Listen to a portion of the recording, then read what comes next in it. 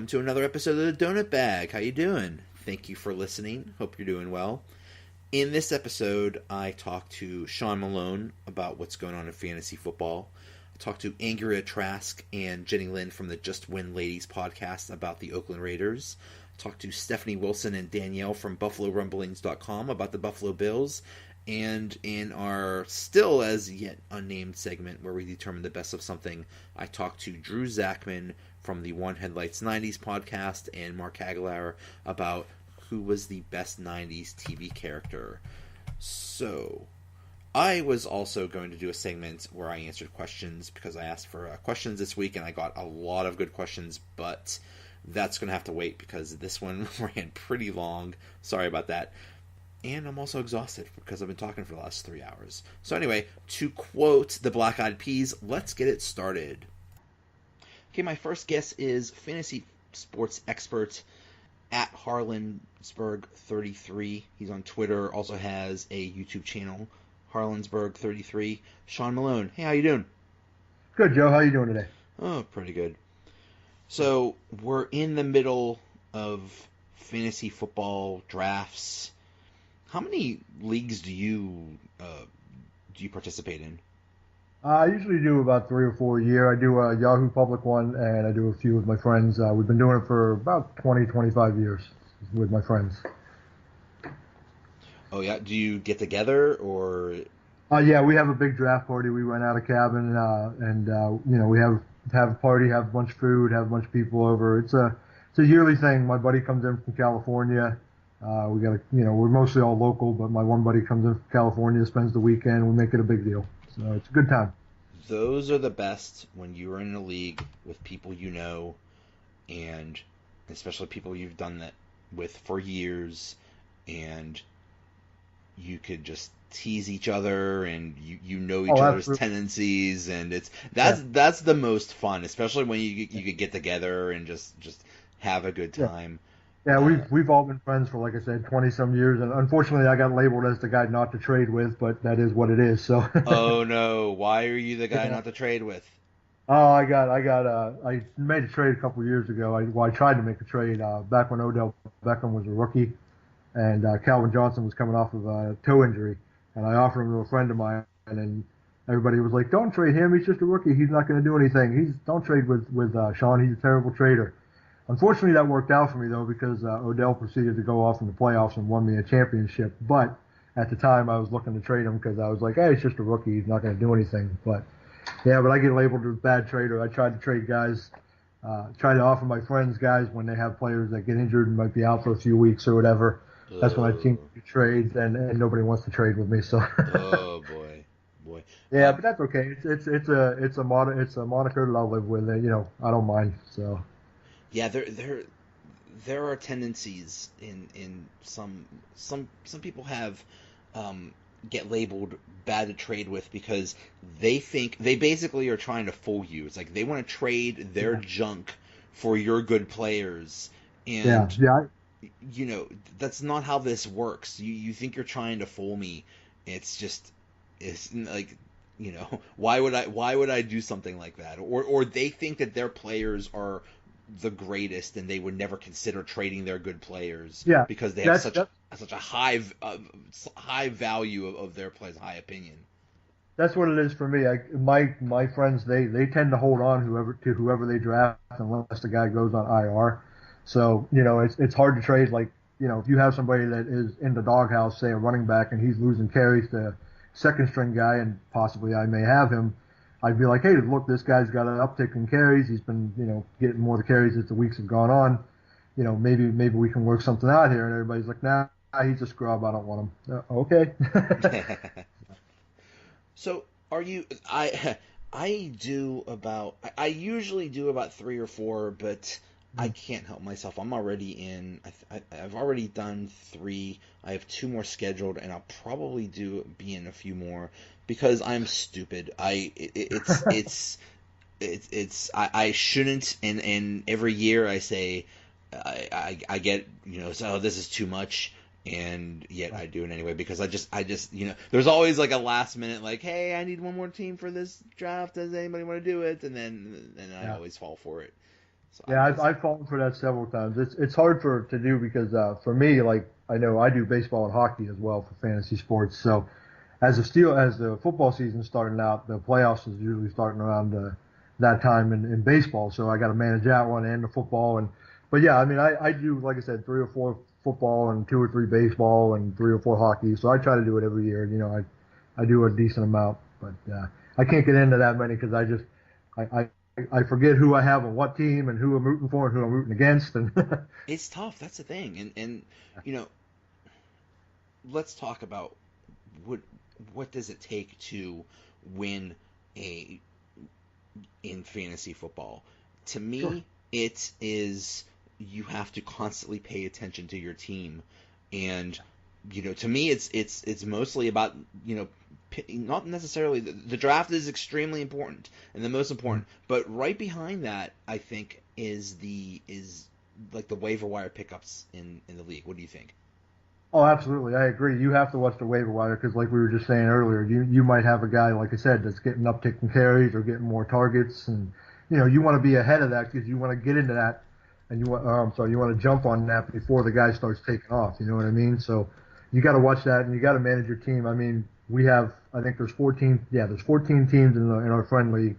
And we have a couple guys that unfortunately they put in 50, 60 hours a week and they're not able to manage their team on a daily basis. So they might do 1 or 2 days a week. And those are usually the guys that are at the bottom by the time the end of the season rolls around, unfortunately. So yeah, it's very important to keep an eye on the waiver wire and, keep an eye on trends and who's doing what and who's hot, who's not, and who you're benching this week. So yeah, I find that to be very important. I enjoy doing that. Sometimes it's a little tedious, but if you want to win, if you're out to win, then you gotta put the effort in if you want that trophy at the end of the year or the Yeah. money, whatever you're playing for. Yep.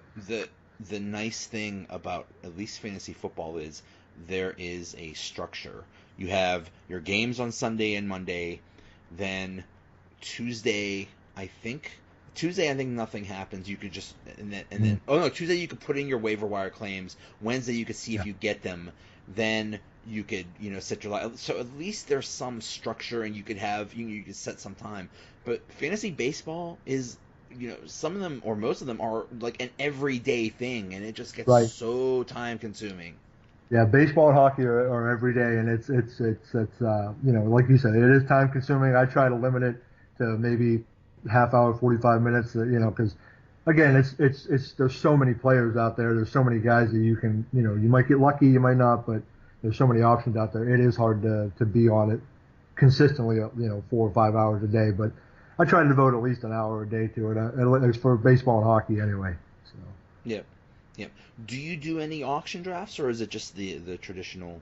No, we just usually do traditional, serpentine up and down draft. I tried getting into auction. I didn't really care for it too much. I mean, that wasn't my thing probably because I'm so rooted in doing standard regular drafting, But I know that's something that's taken over. A lot of people are doing that, and God bless them. I wish them the best, but I just couldn't get into it. It wasn't my thing. It's so much fun to me because when you do the traditional snake draft, you get Mhm.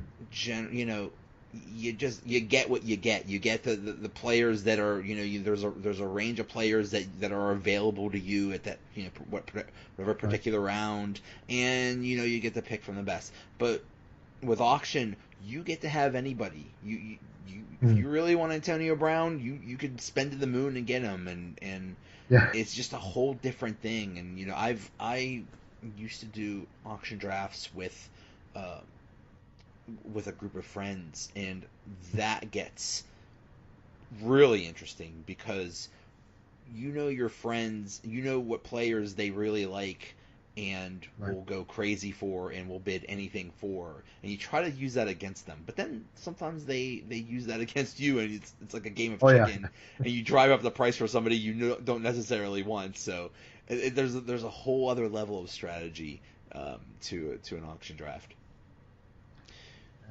But so this year, are you seeing anything different in terms of how drafts are going? As far as like the regular standard auction or standard league drafts, really, I think the main thing that a lot of people that I have heard from and talked about and read is waiting on a quarterback this year. And I think the quarterback class is real deep this year. I think if you wanted to wait, 5, 6, 7 rounds to get a decent quarterback, I really think there's about two on the top that you can really go after. But after that, I think you have a good mix of 8 or 10 quarterbacks that are all around the same level and are going to produce the same. That's one of the trends I've really noticed. I haven't really noticed anything out of whack. It's been your standard, running backs, wide receivers going first, obviously, but nobody's really jumped out and surprised me. Yeah, I agree. I'm seeing it seems like a particularly deep draft for wide receivers. So Right. getting wide receivers early, it seems like the best strategy is get your running backs early, then get your wide receivers, and then quarterbacks are just. I mean, I think that's just because there's so many potentially good ones that there's really not much of a difference between like the top tier ones and maybe the 10th best quarterback or something like that. So you could wait on those. Absolutely. That's going to be my strategy. I can tell you that right now. But like I said, I doubt I'll get a chance. I on my list, I have about, like I said, top two or whatever. But like 3 through 15, 3 through 16, they're all about the same. They're all, of course, they're different in their own way. But as far as points at the end of the year, I think they're all relatively close. Yeah, yeah. So who are some players that you think should absolutely be drafted if you have a chance to? Well, I think, like I said, we just got done talking about quarterbacks, and I mentioned my top two. I think if you can get Aaron Rodgers or Tom Brady, I think those are the top two you want to go for the draft this year. I think they're the head of the class, so to speak. They're gonna put up consistent numbers. I look for consistency when I draft.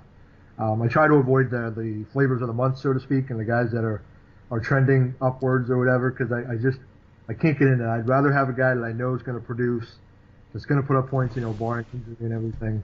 But I know Aaron Rodgers coming back from that injury, but you can't deny his ability or Tom Brady's either. And much as I hate to say Tom Brady, but but I think he's him and Aaron Rodgers are top of the class as far as quarterbacks out of those two. There's a couple other guys. I don't know if you want me just to list them or do you want me to? Sure, go ahead. Okay, sure. I didn't know how you wanted to go about it. A couple other guys I've been looking at. I've been looking at Doug Baldwin's been surprising me a lot.